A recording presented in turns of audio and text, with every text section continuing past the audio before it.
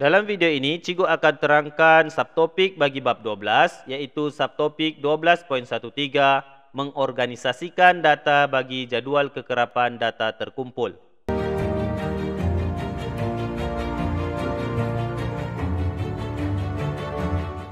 Dalam video sebelum ini, Cikgu sudah terangkan konsep mengenai suatu set data yang tak terkumpul. Set data tak terkumpul, datanya biasanya dalam jumlah yang kecil dan mudah untuk kita hitung. Namun apabila bilangan data terlalu banyak, data boleh dikumpulkan dalam selang kelas dengan julat yang seragam. Sebagai contoh, perhatikan set data di dalam petak berwarna kuning ini. Set data ini terlalu banyak dan untuk memudahkan kita menentukan mode, min dan juga median bagi set data ini, maka kita boleh kumpulkan set data ini dalam selang kelas dengan julat yang seragam. Set data terkumpul ini kita akan kumpulkan di dalam jadual kekerapan, iaitu jadual kekerapan ialah sebuah jadual untuk gundalan data. Jadual kekerapan terdiri daripada selang kelas yang seragam, gundalan dan kekerapan data. Sekarang kita perhatikan contoh bagaimana untuk mengorganisasikan atau menyusun data bagi jadual kekerapan data terkumpul. Contoh 1. Berikut menunjukkan markah ujian matematik bagi murid di kelas 2B. Kumpulkan data di sebelah ke dalam jadual kekerapan dengan 40 hingga 49 sebagai saiz selang kelas yang pertama. Maka kita perlu membina jadual kekerapan bagi data terkumpul ini, iaitu perlu mempunyai maklumat mengenai selang kelas, iaitu selang kelasnya terdiri daripada markah, kemudian gundalan. Gundalan ini cikgu akan terangkan bagaimana untuk kamu melakukan gundalan dan jumlah kekerapannya adalah berdasarkan kepada gundalan tersebut.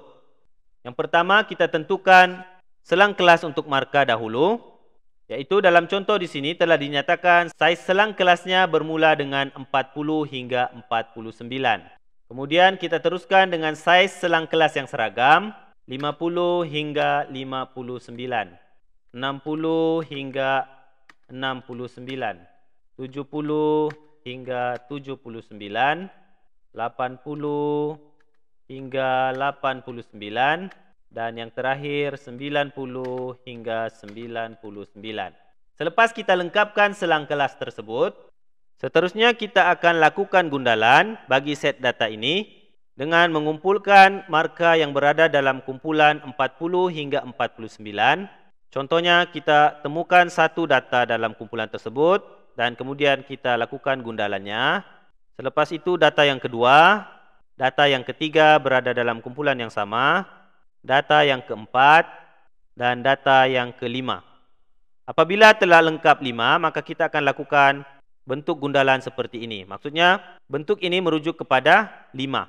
Jadi kekerapannya kita akan tulis 5. Seterusnya untuk selang kelas 50 hingga 59, kita lakukan perkara yang sama. Gundalan yang pertama, kedua, ketiga, keempat, dan yang kelima. Selepas itu data yang keenam, kita lakukan gundalan seperti permulaan tadi, data yang ketujuh, dan data yang ke-8. Maka kekerapannya berdasarkan gundalan ini kita akan tulis nilainya ialah 8. Seterusnya untuk selang kelas 60 hingga 69, gundalan yang pertama, gundalan yang kedua, gundalan yang ketiga, dan gundalan yang keempat. Maka kita akan tulis kekerapannya ialah 4. Seterusnya untuk selang kelas 70 hingga 79, data yang pertama, data yang kedua, data yang ketiga, dan data yang keempat. Maka berdasarkan gundalannya, kekerapannya juga adalah 4. Dan untuk saiz selang kelas 80 hingga 89 pula, gundalan yang pertama, gundalan yang kedua, gundalan yang ketiga, gundalan yang keempat, dan gundalan yang kelima.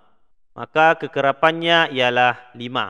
Dan yang terakhir untuk selang kelas 90 hingga 99, gundalan yang pertama, gundalan yang kedua, gundalan yang ketiga, dan gundalan yang keempat. Maka kekerapannya ialah 4. Jadi kita telah lengkapkan jadual kekerapan bagi data terkumpul ini. Untuk menyemak sama ada gundalan dan kekerapan yang kita lakukan adalah tepat, kita akan tambahkan semua jumlah kekerapan ini, maka jumlahnya ialah 30. Dan berdasarkan data di sini, kita dapat lihat kesemua bilangan data di sini nilainya adalah 30. Maka bersamaan dengan jumlah kekerapan iaitu 30. Jadi jadual kekerapan data terkumpul yang kita bina ini adalah tepat.